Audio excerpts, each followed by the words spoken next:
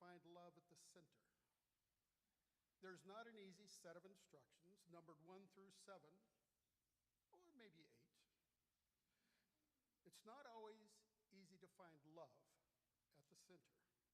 Today in Covenant, we celebrate our living tradition, which invites us to take deep breaths of fresh air into the newness of every day so our minds, hearts, and spirits will be continually nourished. It is not always easy to find love at the center. So for today, we gather in covenant to celebrate the reality that love is at the core of our beings, and that love will guide us if we open ourselves to the challenges which love requires of us. May we accept this challenge with dignity and grace. And now, please join me in saying our covenant, which begins with the word, love is the doctrine of this church. The quest of truth is its sacrament, and service is its prayer. To dwell together in peace, to seek knowledge in freedom, to serve humanity in fellowship. Thus do we covenant with one another.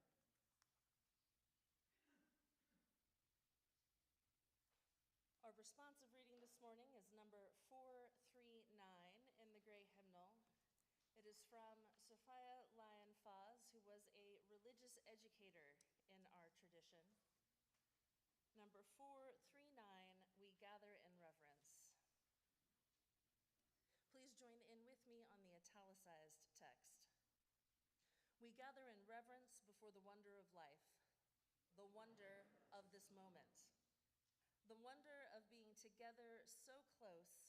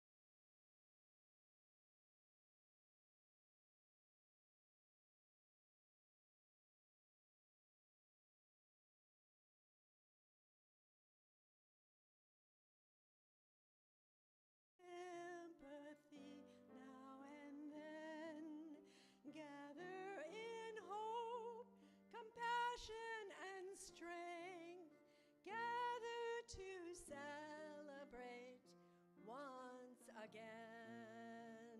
Gather the spirit of heart and mind, seeds for the sowing are laid in store, nurtured in love and conscience refined, with body and spirit united once more.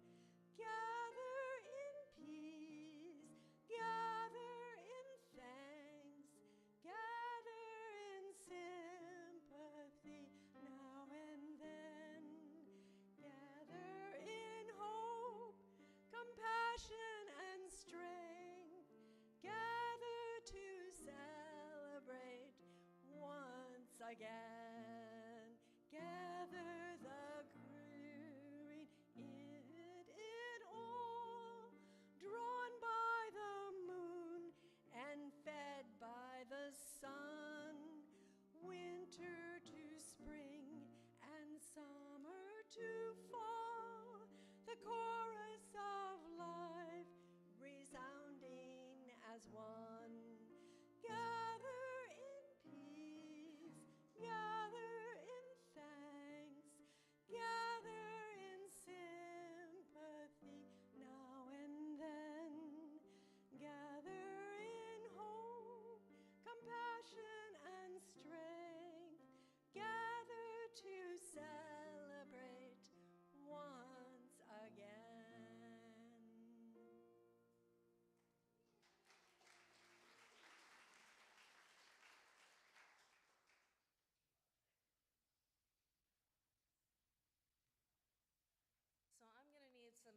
assistance from our young people on this one because I made a mistake and I did not give Charlene the piece of paper that needed to be in your order of service. So I need some help passing these out.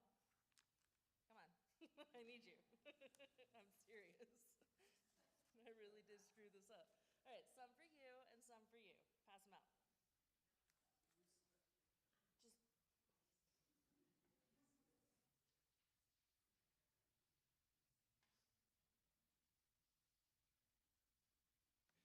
Just This is the day when our religious education program gets launched again for fall. And so what is being passed out is our teacher dedication.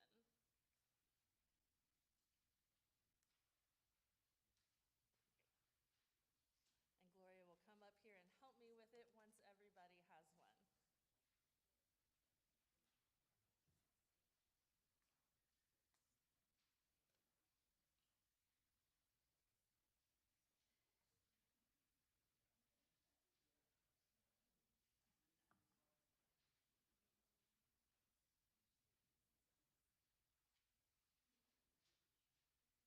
I could have passed them out myself, but it's so much more fun this way.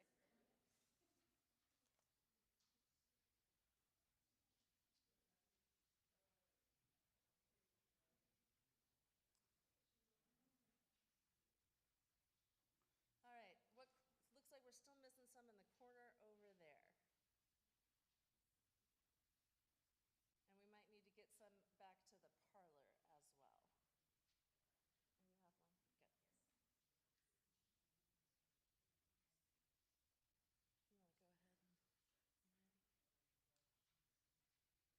You want to go ahead and you ready? Today we are recognizing our religious education teachers and volunteers and staff. Would you please stand?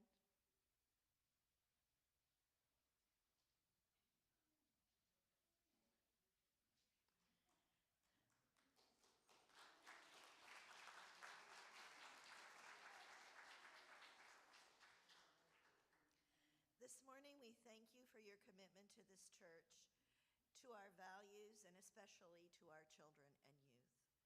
You have accepted the responsibility of helping them grow and develop their own spiritual adventures within our community and Unitarian Universalism.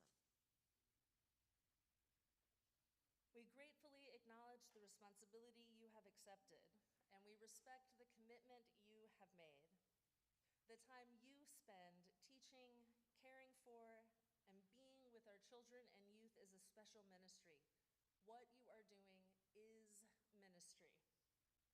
They are delicate, growing souls. Tend them with love and care. Parents, if you will join in with me on the next paragraph. We thank you for your willingness to be with our children and youth, to teach, guide, and be with them. We remind you that you are role models. How you treat them and how you interact with each other teaches them more about who Unitarian Universalists are and what we believe than any lesson. Children and youth, join in with me now to thank them. Thank you for being our teachers and advisors. We look forward to spending time with you, having fun with you, and learning from you. We ask that you remember we are people too, and that you respect us. Teachers and advisors, we accept the responsibilities of being in the classrooms. We promise to bring our enthusiasm, talents, and energies to helping them grow into the individuals that they are becoming. We ask that you support us in this endeavor. Be there when we need help. Listen to us when we need your ear. Congregation, we acknowledge and honor the role that you have within our community. We know that this is not something you can do alone. We will remember that we are all teachers. We are here to support and help you, each in our own way. Everybody, this is the beginning of of a new year. We are all part of one community, children, youth, and adults alike. May we all grow and be enriched by our time together. Blessed be. Our keeper of the flame is Jace, I think. Yes, this is what happens when I'm up here for this part. I wasn't part of that conversation, but thank you, Jace. I'll go grab it.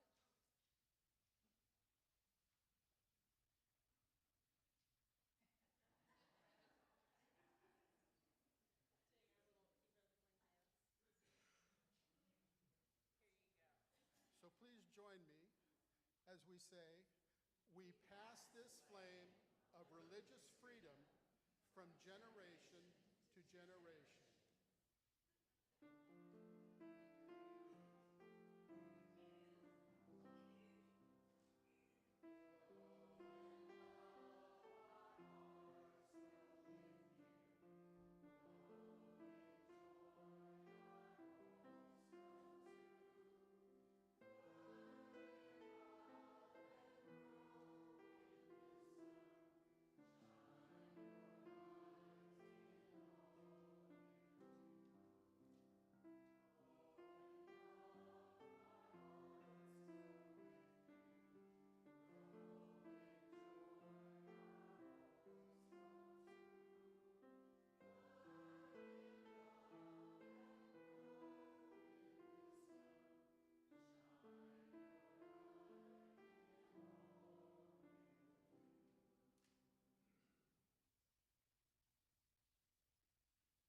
This is the moment in our service where we remember why it is we human beings gather in community.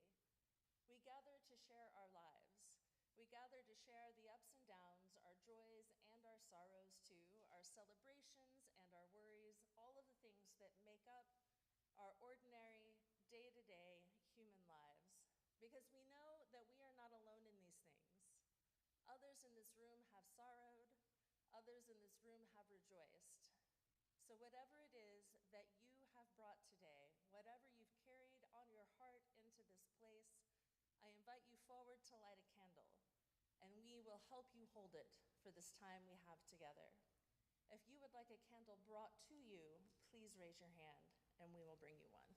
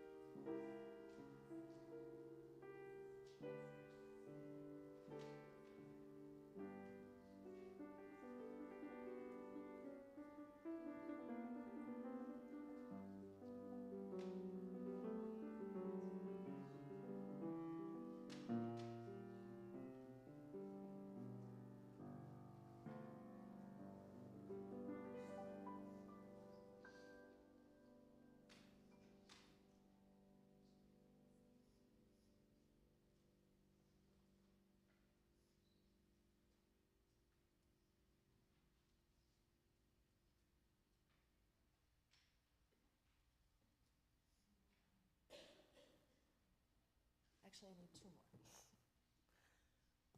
We light 2 more candles, one for Butch Cockrell and family. Butch is unwell and in the hospital.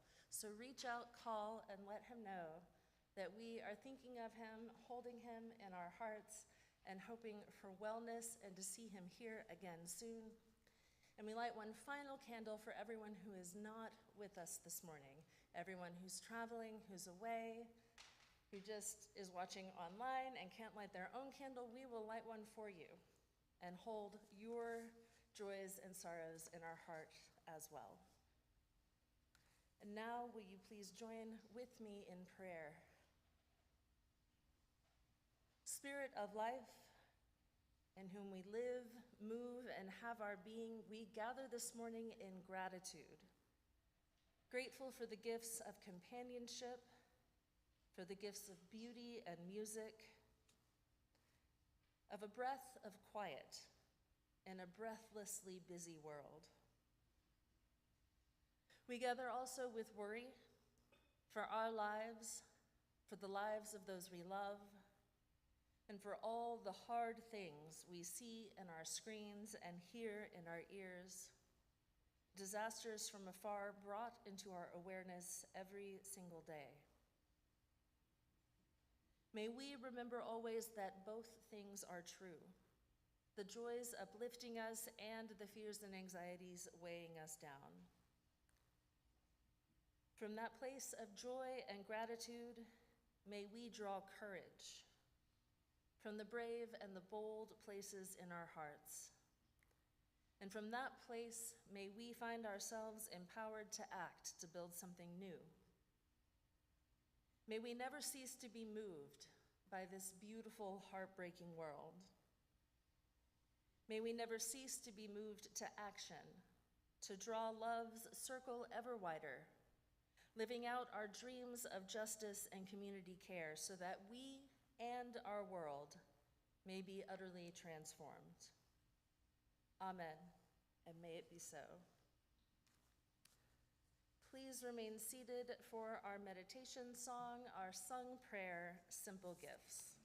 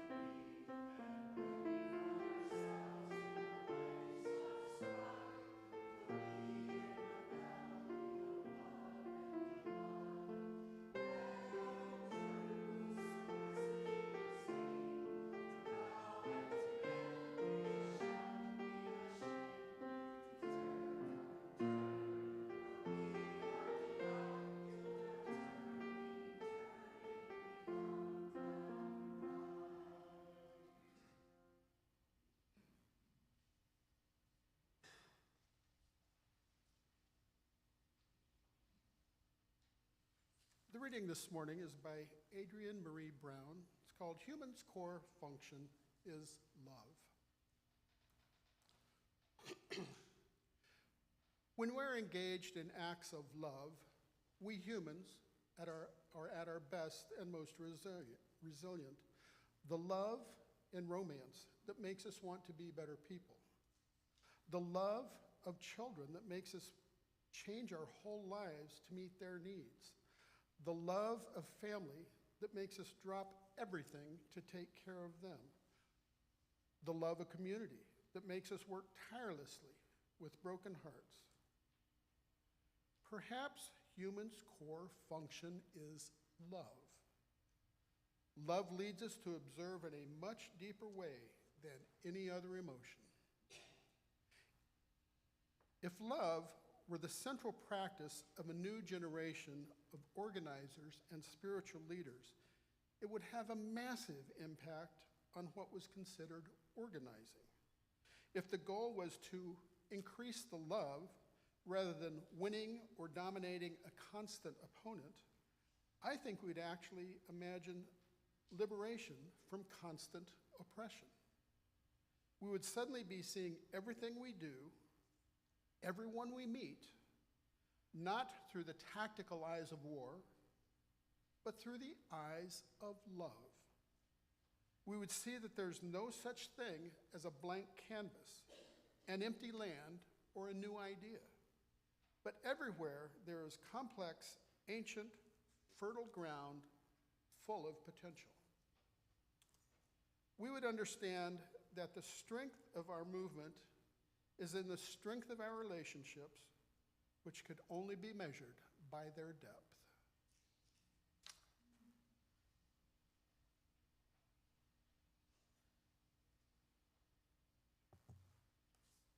So I imagine that many of you have had the experience when trying to explain who we are and what we do, to have somebody say, yes, but what do you believe?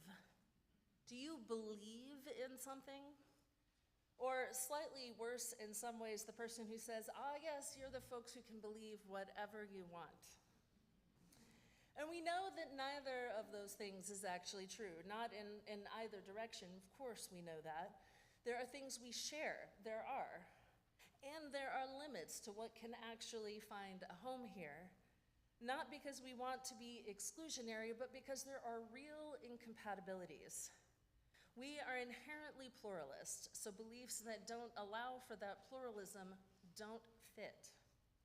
We are committed to interdependence, so beliefs that involve dominion and power over others simply will not gel with who we are and what we do.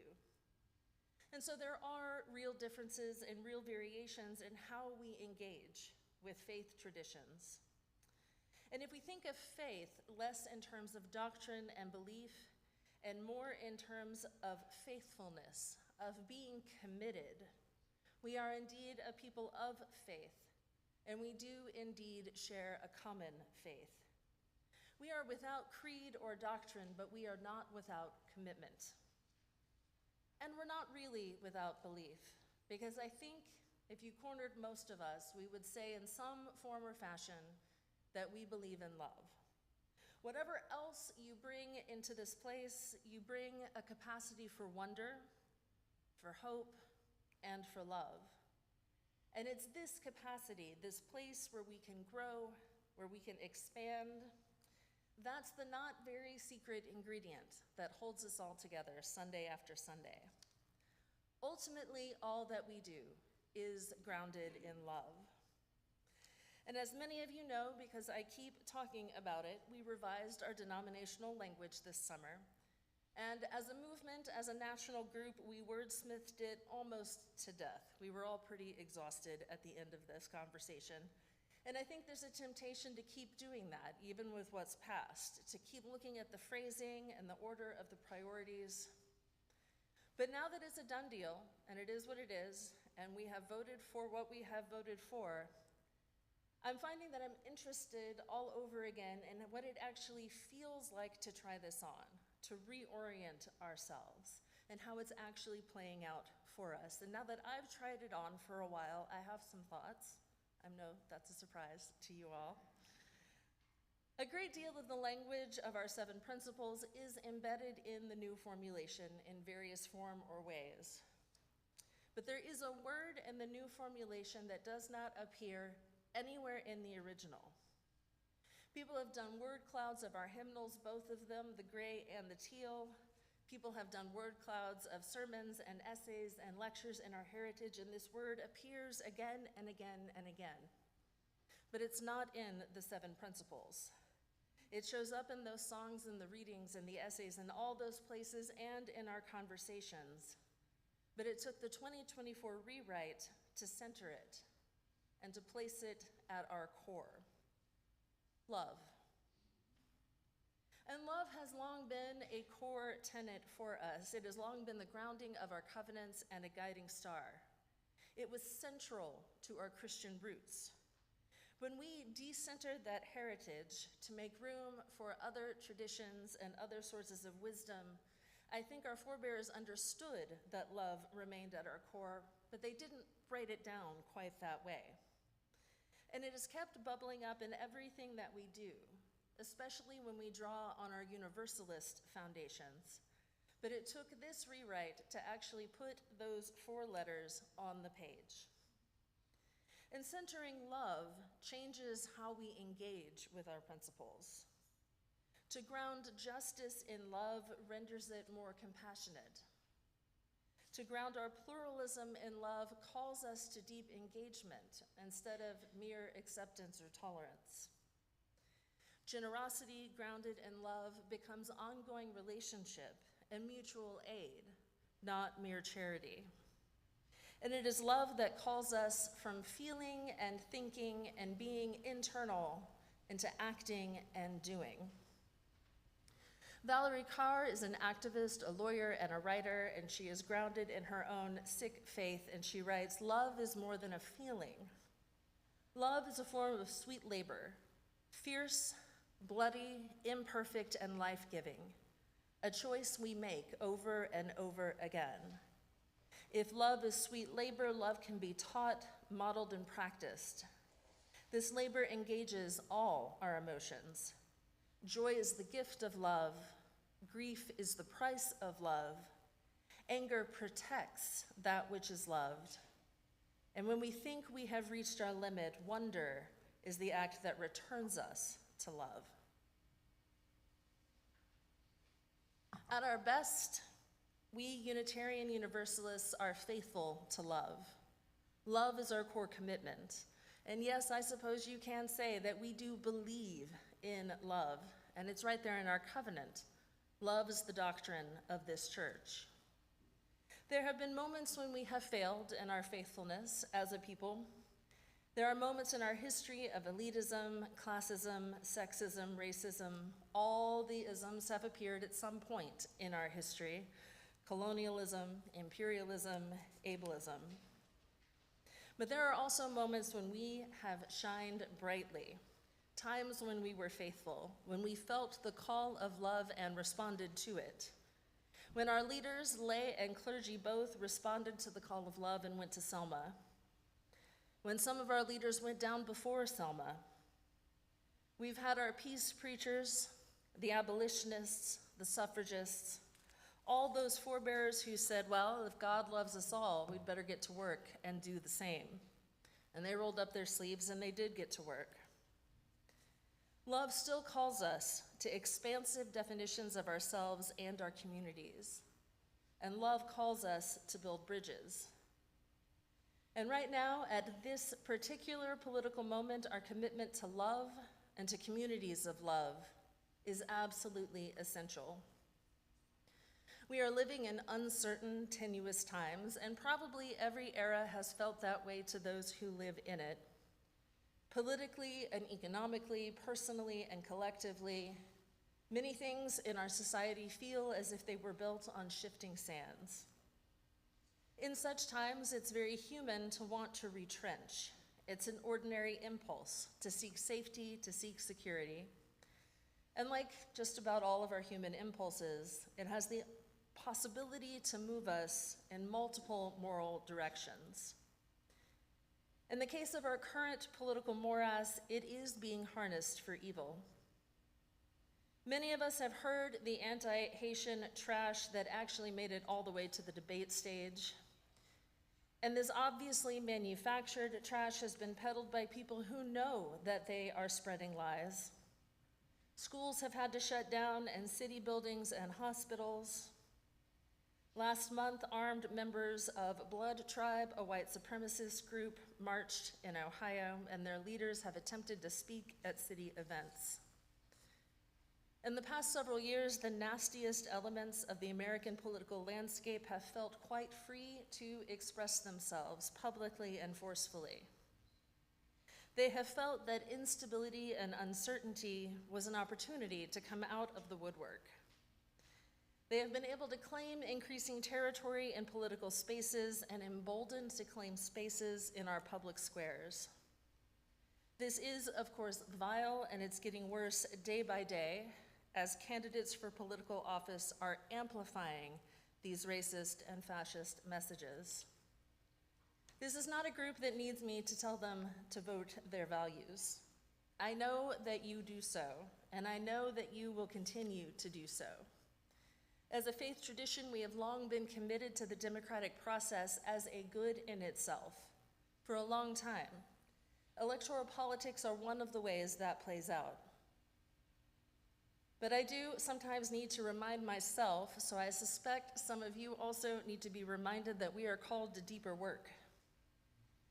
More than a single ballot, more than a single election season.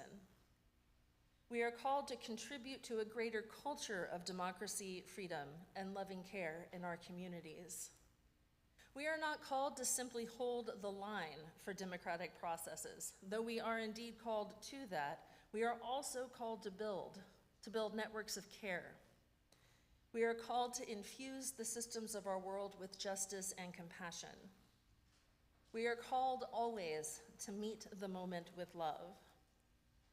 And in a society concerned with the bottom line, or with winning, or with self-preservation and competition, this is a radical and countercultural way to be. In a society prone to fear and anxiety, to a scarcity mindset, love is a direct challenge to the status quo. Reverend Kathleen McTeague reminds us that fear's pronoun is singular. I have to watch out for me and mine. But love's pronoun is plural, we. We are in this together. And together we can grow things that will blossom even in a time of drought. It is right to respond to marching neo-Nazis with anger, but it is all too easy to let that anger take us to that place of fear, anxiety, or despair, or for us to burn out, or for us to intellectualize our responses so that maybe they don't cut quite as deeply. Anger without love is destruction without creation. But anger born of love can defend, can protect, and can inspire renewal. I fear that no matter what happens in November, there is not stability on the other side. We're not going to find the ground firming up beneath us. I suspect that we and our allies in the world are going to have to build our own stability. And I don't think it's going to look like the world that was. I don't think that going backwards is an option. If, as Adrienne Marie Brown says, the goal is to increase the love rather than winning, what does our new world look like? For us as a church, for Clear Lake, for Houston, for Texas, for the world? If we are not focused on preserving what was, what can we build fresh and new? Nothing will heal. Our body politic will not heal by trying to return to something that looks normal. Maybe that was an option in another world where Blood Tribe was not openly marching in the streets, but that is not the world we're in. And casting our individual votes in a single election is necessary but insufficient. It is upon us to make the politics of hatred and paranoia so totally beyond the fringe that it cannot again find traction in American life. We have to figure out a way to hit the reset button with everything we have in us, hit it as hard as we can. And love does not itself have magical power, because I think if that were true, we would already have won. I do think that there is enough love in this world. What I am saying is that we have power, and that grounding ourselves in love means that we can wield that power justly and to good purpose. There's a famous Martin Luther King quote about the nature of love and power. He said that power without love is reckless and abusive, and love without power is sentimental and anemic. Power at its best is love implementing the demands of justice, and justice at its best is power correcting everything that stands against love. Power at its best is love implementing the demands of justice, and justice at its best is power correcting everything that stands against love. No matter what happens in November, Texas is going to stay a mess. We know this. It's going to take more than a change in a federal administration to rebuild our public education systems, to rebuild gender-affirming care, to get books back in libraries, to create sanctuaries where queer folks feel safe, and to give all of us control over our own bodies again. And it's going to feel like Sisyphus rolling that rock up the hill. We know this. We've been here before.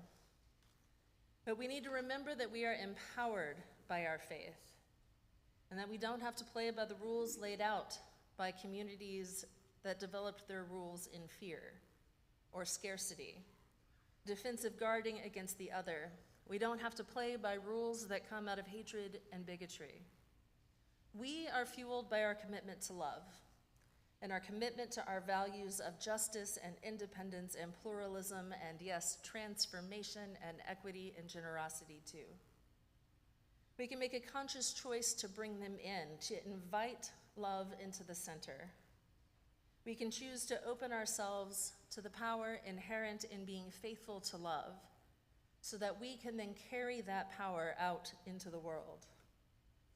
The world needs it, we need it, and we are called to this work as we live out the faith to which we are committed. And so what moves us beyond ordinary politics is this question: what could a world built by love look like? What could it look like after November? What does it look like outside of electoral politics? And what is it that we are being called to build? Part of our pluralism is that we'll have a bunch of different answers to this question. And we'll see that pluralism reflected in our service and justice projects, in our personal projects, and yes, in our electoral politics too. But all of that plurality is held together by love and by our commitment to this church, each other, and the broader community.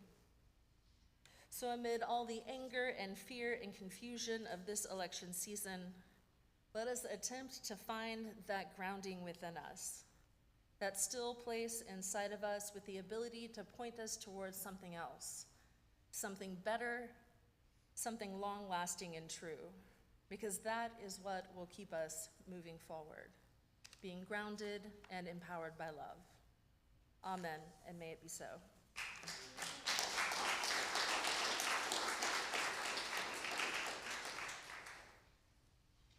One of the ways we do that work is right here in this community.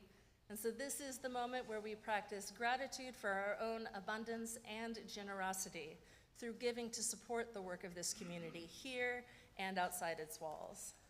May the offering be generously given and received with gratitude.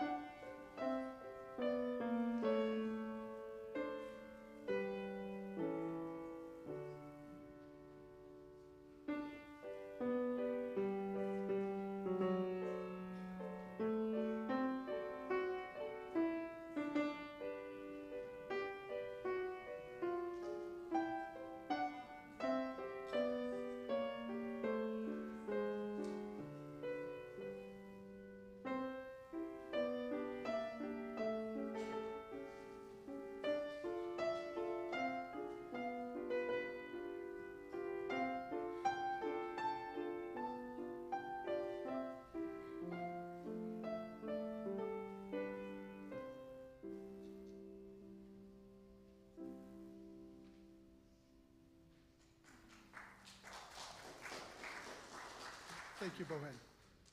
And thank you for your generosity.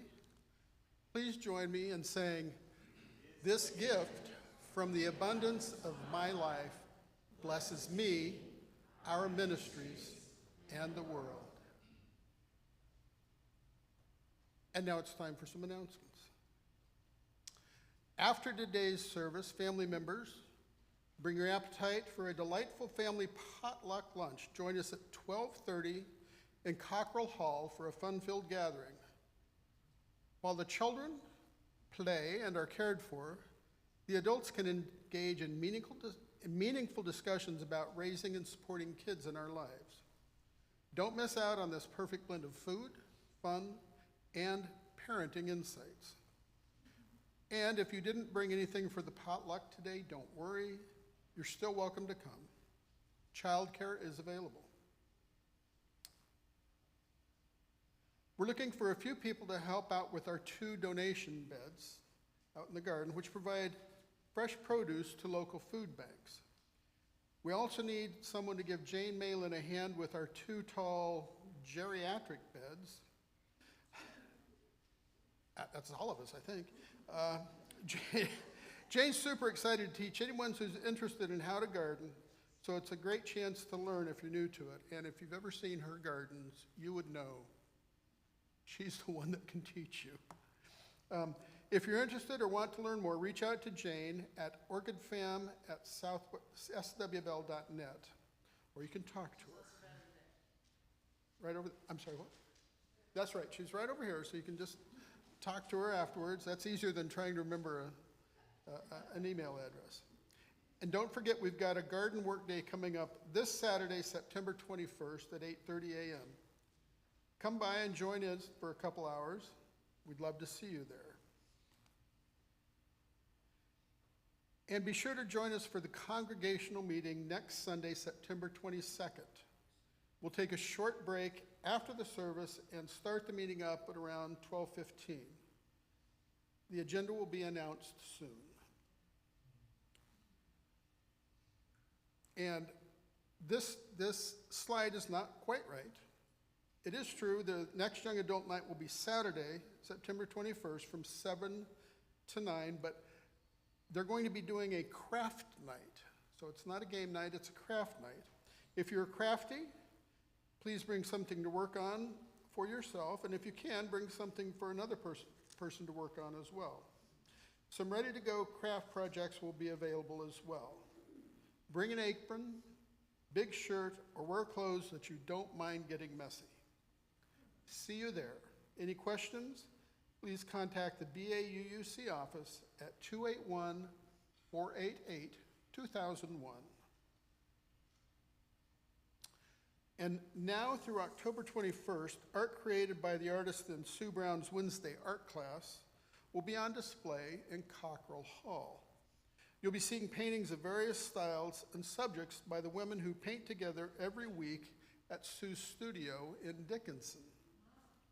This diverse group of women bring their personalities to life in their art, and they will host a reception on Saturday, October 19th at 2 p.m. until 5 p.m. in Cockrell Hall.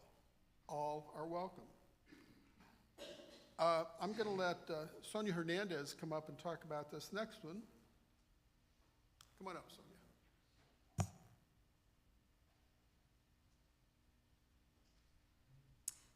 Hello, my name is Sonia Hernandez, and today is the start of Hispanic Heritage Month, and it goes through October the 15th. And for those of you that missed out on all that wonderful food that's out in Cockrell Hall, you better hurry up after today's service because it might be all gone before you get there. We have some wonderful cooks here, and all of this food, some of it is, bought at the store, but an awful lot of it is cooked by the ladies and one gentleman here at the church. So if you fellas want to join in and help everybody else to cook stuff, you're more than welcome, okay? So this event was put on by the Hispanics Advancing Culture and Education. And our next event will be, we have the decorations for the altar for the entire month of October. And on, I believe it's October the 15th, we will be putting up our altars in the lobby in front of Cockrell Hall. And these altars are for the Day of the Dead, Dia de los Muertos, okay? And on all these altars, you're welcome to come and bring pictures of your dearly departed. We would prefer that they be in frames, okay? And you can take them back after 2 weeks, or if you don't want to leave them up for the entire 2 weeks, you're free to take them at any time. But we will be having those altars there so that you can remember and honor the people that you loved and have passed. So that we've been doing that for several years now. And then on the 27th of October, we will have a huge celebration. We'll have a great lunch. And back by popular demand, back because he was requested, we will have Pancho Claus. He'll be coming again. Good. That makes me feel good. So anyway, he will be here. And I want to thank everybody that did such a great job last year of helping me, because I was sick for most of this last year and most of this year too. But help me collect the toys for Pancho Claus, because we do have a toy drive. For those of you that don't know who Pancho Claus is, he is a Hispanic version of Santa Claus. He came out of the civil rights movement, and he's been around longer than I have been, and that's a long time. But we collected so many toys, and I'd like to thank everybody that contributed to that. There were some wonderful toys. There were little trikes for kids. There were skateboards. There were a lot of things to help kids stimulate their mind, and it was wonderful. And there were two ladies that kept me abreast of everything that was happening down here, and one was Mary Kuntz. Where's Mary? And the other one was Cindy Lewis. Cindy? And they would call me once a week or sometimes once a day and told me, this box is full, we need another box, can you get us another box? And I'd like to thank everybody that was filling up those boxes. And I'm going to ask you to do that again this year, if you would, please. And bring your kids, tell your neighbors. I've got some flyers that I can send out to you via email that you can send off to everybody that you know, and ask them to come to this event.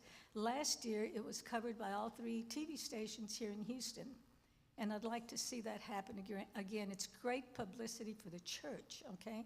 So it shows the church that we are part of the community, that we do contribute to the community directly instead of through other organizations. So please come, mark that on your calendar. Be thinking about Pancho Claus, be thinking about who you can invite and what little kids you can bring.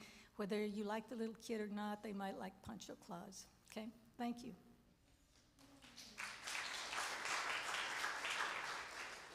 Thank you, Sonia. And finally, here at Bay UUC, we understand the importance of staying connected with our community. That's why we offer a weekly newsletter every Tuesday with the latest news and events happening at our church. Don't miss out on the opportunity to engage in meaningful activities and connect with fellow members. Sign up for our email list today using the QR code on the screen, or by going to bauuc.org and join our community of spiritual growth, fellowship, and fun. Please join me now in singing our closing hymn, number 34 in your gray hymnal, Though I May Speak with Bravest Fire.